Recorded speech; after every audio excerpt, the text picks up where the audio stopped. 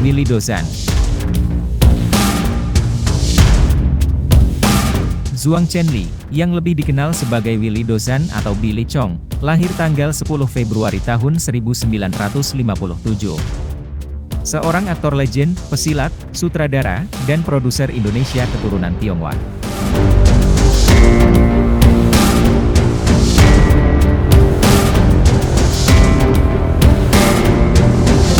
Nama Willy Dozan pasti sudah tak asing bagi penggemar film era 80-an. Pencapaian Willy Dozan di masa keemasannya bahkan bisa dibilang sangat membanggakan karena sudah berhasil mencapai kancah mancanegara.